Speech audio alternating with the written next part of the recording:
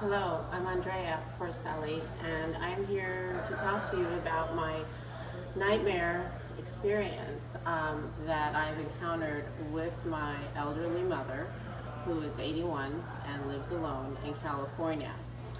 Once my father passed away, she basically became very close with a group of Romanian Californians whom she had known for many years but not really frequented because my father was very wary of them and the type of business that they were doing.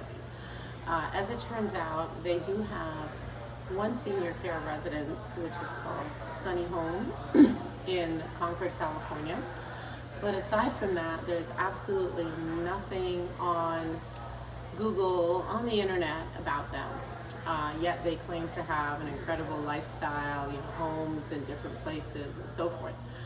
My mother, who was very trusting, believed that they really wanted to be her friend and to accompany her in her new single life as a widow, around 80 years old. What actually happened is that they took over her life. They took over the family assets.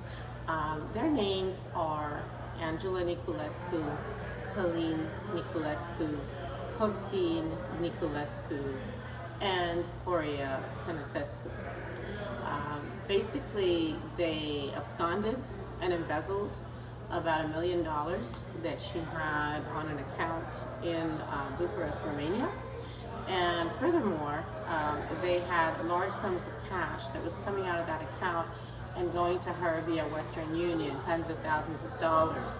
So at the end of the day, she was actually performing something akin to money laundering using her Merrill Lynch account in Napa, which was also taken over by these same people.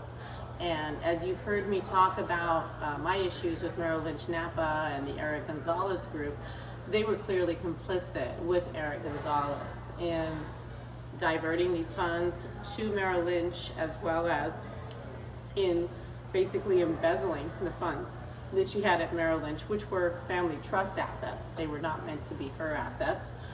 Nevertheless, Eric Gonzalez was more than happy to transfer them to her personal name, and from there to these various international criminals, which is what they are. I uncovered all this almost by mistake because I realized that my mother was unable to travel anymore by herself. She had normally spent 6 to 9 months a year in my homes in Italy, Spain, New York, Las Vegas for the past 30 years, enjoying her grandchildren as well.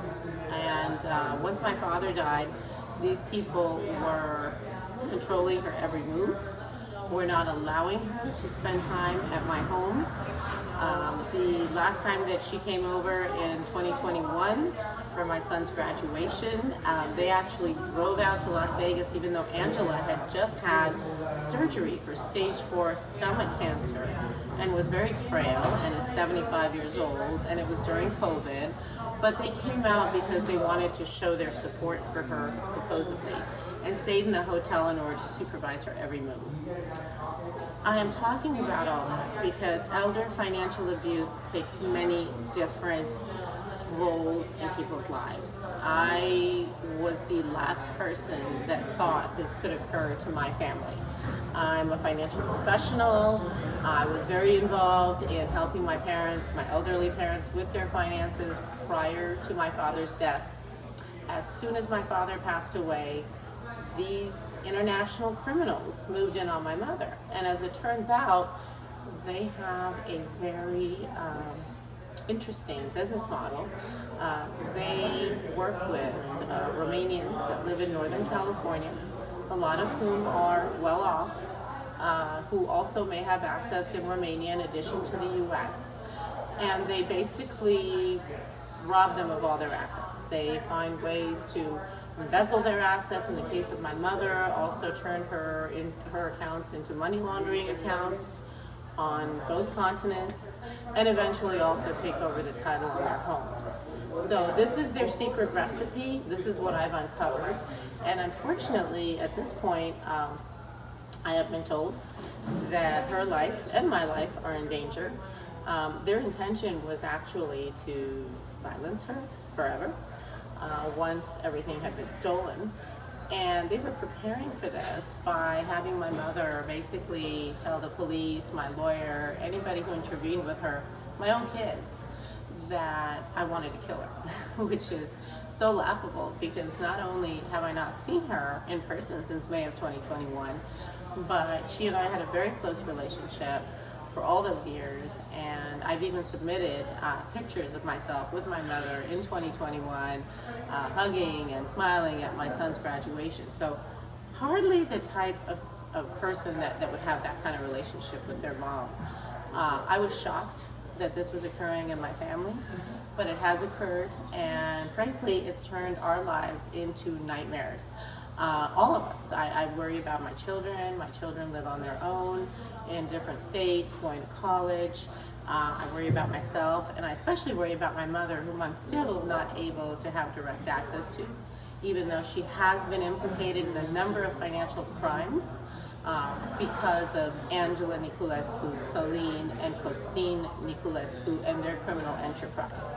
So it is my goal to get the information out to my public, but also to anybody in California or elsewhere who might become a victim of these horrible crime rates, which for whatever reason the authorities are rather slow in prosecuting. I've had a bit of a struggle in many respects, but it is definitely finally happening. I've had to go to the federal authorities, I've gone to the state authorities, city authorities, etc., and it is finally starting to happen. This is a shame because it's very, very difficult, by the way, to get a trust or estate or conservatorship lawyer that actually works on that works towards a successful outcome. It tends to be a very long, drawn-out process, which is very difficult to follow through on. And in fact, I had started this process with my mother back in 2020 when I first suspected that there were issues. And I've been fighting it for 2.5 years now, only to come to the realization that everything that my family had built, the Altonen family assets, which were 6 different people paying into it, was gone. And it was all because of these people. So I want to warn everybody, please keep your family members close. For those of you that know the people that I'm talking about, including Eric Gonzalez of Merrill Lynch, I am warning you to please take the right steps to protect yourselves, and do not only depend on authorities to safeguard you from this, because anybody can fall victim. I'm a financial professional. I've lived in 6 countries. I never thought this could happen to my family, but it did. And I thank you for listening, and I hope that we can meet again under better circumstances.